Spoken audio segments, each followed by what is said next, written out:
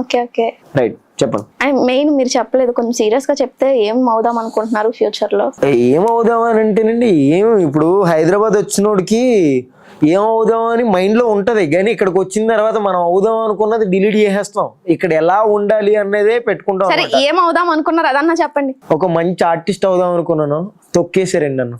మీరందరినీ trolls చేసి ప్రతి హీరోని డైరెక్టర్ని తిట్టుతూ ఉంటే తొక్కిరా మరి బొక్కలా తెస్తే తిట్టకన్నా ముద్దు పెట్టుకుంటారా? అయినా కానీ 250 రూపాయలు పెట్టి కష్టపడి రోజంతా కష్టపడి 250 రూపాయలు టికెట్ పెట్టుకుని 600 రూపాయలు పెట్టి పాప్కార్న్ పెట్టుకుని సినిమాకి వెళ్తున్నప్పుడు వాళ్ళు ఆనందపరచాలే కానీ వాళ్ళు ఏదో తొక్కలో స్టోరీ తీస్తే బాగుందని చెప్పడానికి మేమన్నా ఎర్రిపప్పలమా?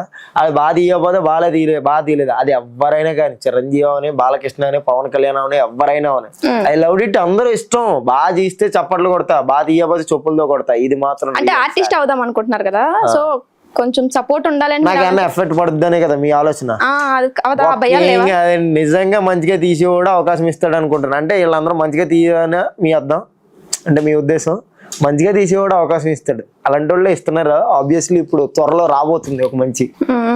అదే విన్నాం, అందుకే మళ్ళీ దొరకరేమో అని ఇప్పుడు తీసుకొచ్చా. అది తర్వాత తీసుకుందాం. మనం ఒక మంచి సినిమా కూడా చేసాం అనమాట, లారీ అని ఒక సినిమా. తెలుసా?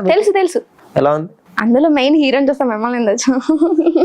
మెయిన్ హీరోని చూస్తారు కానీ మమ్మల్ని ఏం చూస్తారంటారా? అవునులేండి, మీరే నిజాలు మాట్లాడేస్తారా? కూడా కోతులు ఆడించుకునే వాళ్ళు అని అంటాడు. శ్రీకాంత్ రెడ్డి అని ఒక మంచి పర్సన్, వన్ అండ్ ఓన్లీ వాడొక్కడే. వాళ్ళతో కలిసి చేసావయ్యా, అలా అనేస్తావేంటి? ఎందుకు భయం అండి చెప్పండి? మనం డేర్గా నన్ను చూసి భయపడతారంటారా? సరే, ఇప్పుడు జనరల్ గా ఎవరైనా ఆర్టిస్ట్ అవ్వాలని అనుకుంటే మంచి పర్సనాలిటీ మెయింటైన్ చేయడం, హెయిర్ స్టైల్ కొంచెం పాష్ గా. మీరేంటి లుక్ ఏంటి? ఇది కూడా ఒక స్టైలే, మీకు తెలుస్తలేదా? పట్టాల మీద వెళ్తుంది రైలు, మనం ఎలా ఉంటే అలాగే అదే స్టైల్ మంది అనమాట. అర్థమైందా? అంటే నా థీరీలో నేను బెస్ట్ అనుకుంటాను అంతే. ఇప్పుడు ఈ లుక్ లో ఇష్టపడే వాళ్ళు ఉంటారు. అందరూ కూడా మహేష్ బాబులో అందంగా ఉండాలనే ఉండదు కదా. ఇప్పుడు ఒకళ్ళు నాలాగా అందవికరంగా ఉంటారు, ఇంకా దారుణంగా మీలా ఉంటారు, అలాగే వేరే వాళ్ళ ఉంటారు. అంటే జస్ట్ ఏ ఫ్లో అంతే. ఎందుకంటే నన్ను ఇన్వాల్వ్ చేస్తున్నారు? లేదు, జస్ట్ ఏ ఫ్లో అండి. బేసికలీ అదే నిజం, అది వేరే విషయం. అంటే ఇట్లా టైప్స్ ఆఫ్ క్యారెక్టర్స్ అనమాట. మనం ఇలా ఉంటేనే క్యారెక్టర్స్ వస్తాయి అనేది కరెక్ట్ కాదు. మనం ఎలా ఉన్న క్యారెక్టర్స్ రావాలి అన్నది నాది. అంటే వాళ్ళు మార్చుకోవాలి మనం ఎలా కావాలి అన్నది. పర్సనల్ గా ఒక పర్ఫార్మెన్స్ చేస్తే నో అప్లోజ్ అనమాట. నాకు ఆ పర్ఫార్మెన్స్ రాదు కాబట్టి ఇప్పుడు దాకా సక్సెస్ అవ్వలేదని నేను అనుకుంటాను అనమాట. మీరు మంచి మోటివేషన్ మూడ్ లో ఉన్నారు కాబట్టి. మోటివేషన్ అంటే మళ్ళీ బ్రదర్ షెఫీ వస్తాడు. బ్రదర్ షెఫీ అది చిన్నప్పుడు 1999 సంవత్సరం ఆ చిన్నారుడు వచ్చాడు. బ్రదర్ షెఫీ గారు ఎక్కడికి వెళ్ళిపోయారు పాపం. మోటివేషన్ ఎవరికి అవసరం లేదండి ఈ రోజుల్లోనూ. ఎంకరేజ్మెంట్లే కావాలి అందరికి. ఓకే, ఎంకరేజ్మెంటా మోటివేషనా? ఇప్పుడున్న సిచ్యువేషన్ లో ఇండస్ట్రీకి కొత్తగా రావాలనుకునే వారికి మీరు ఏమైనా సలహా ఇస్తారా? ఇస్తానండి.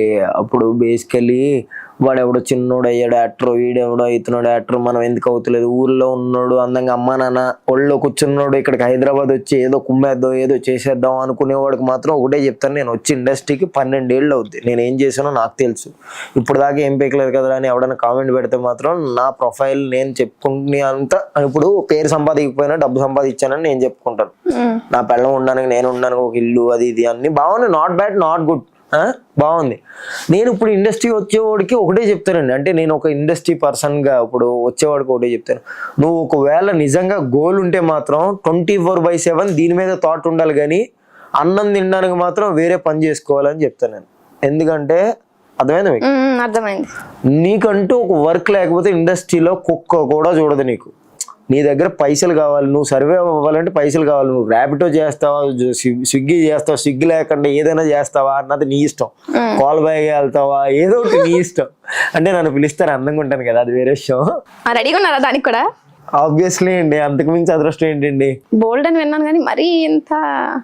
అంటే నేననేది ఏంటంటేనండి, ఇక్కడికి రాగానే మనం హీరోలు అయిపోతాం, మనం తోపులు అయిపోతాం అనుకునే వాళ్ళు చాలా మంది ఉన్నారు. నిజంగా వాడు అదృష్టం బాగుంది అనుకోండి, 2 నెలల్లోనే అవ్వచ్చు, 2 రోజుల్లోనే అవ్వచ్చు, రాగానే ఆడ చిరంజీవి ఇంటి ముందు దిగాడు అనుకోండి, చిరంజీవి గారు లోపల తీసుకెళ్ళి నెక్స్ట్ సినిమాలో నా కొడుకు క్యారెక్టర్ ఇస్తాను అనొచ్చు. ఇప్పుడు నేను అంటుంది ఏంటంటే, ఇవన్నీ మేనేజ్ చేసుకోవాలి అంటే ఏదైనా బిజినెస్ చేయాలి, లేకపోతే వాడు సర్వే అవ్వడానికి ఏదైనా కష్టపడుతూ ఉండాలి. అంతేగాని ఈ కష్టాలు పడుతూ ఇక్కడే స్ట్రగుల్స్ అనుభవిస్తూ చూస్తే నాకు కొంచెం బాధ అనిపిస్తుంది. ఎందుకంటే నేను కూడా కొత్తగా వచ్చినప్పుడు ఇండస్ట్రీకి నాకు అనిపించింది అనమాట, నేను రోడ్ల మీద పడుకున్నాను. నేను నిజంగా చెప్తున్నానండి, నేను మంచిగా నాకు పంచపక్ష పరవన్నాలు కన్నా ఎక్కువ మా అమ్మ గోరుముద్దలు తినిపించేది, అంత అందంగా చూసుకుని అమ్మను వదిలేసి. ఏ వయసులో ఉన్నప్పుడు వచ్చారు మీరు ఇక్కడికి? నేను ఒక 14 years అయిందండి వచ్చేసి. 14 years బ్యాక్. 14 అప్పుడు మీ years వయసు ఎంత? నాకు ఒక 15 ఉంటాయండి.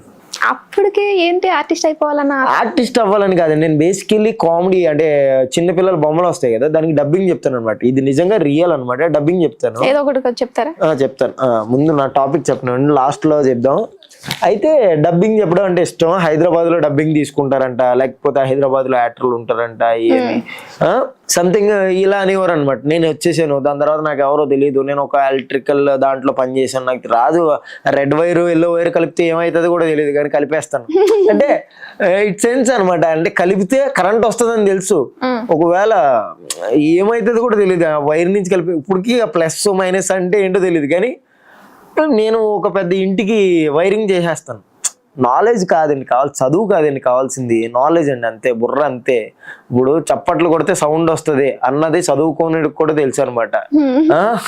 ఏంటి ఇదంతా కూడా ఒక మైండ్ సెట్ అంతే. నేను అనేది అప్పుడు వచ్చేసాను, రోడ్ల మీద పడుకున్నాను, చాలా చేసిన, తినలేదు. కొన్ని రోజులు అయితే జూనియర్ ఆర్టిస్ట్కి వెళ్ళేవాడిని. అప్పుడైతే 100 రూపాయలు 50 రూపాయలు కన్విన్స్ ఇచ్చేవారు. రాగానే పరోటా తింటే 100 రూపాయలు అయిపోయి, అప్పుడేం అలవాటు లేవు కాబట్టి ఇంకా ఆనందం, డబ్బులు సేవ్ అయ్యి ఉండే అనమాట. ఇలాగ చాలా రోజులు చాలా కష్టపడ్డాను. ఇంత కష్టపడినా నీకు సక్సెస్ రాలేదా ఎందుకు అని మీరు అడగచ్చు. అంటే నేను అనేది ఏంటంటే, నేను చెప్తున్నాను కదా ఇప్పుడు దాకా,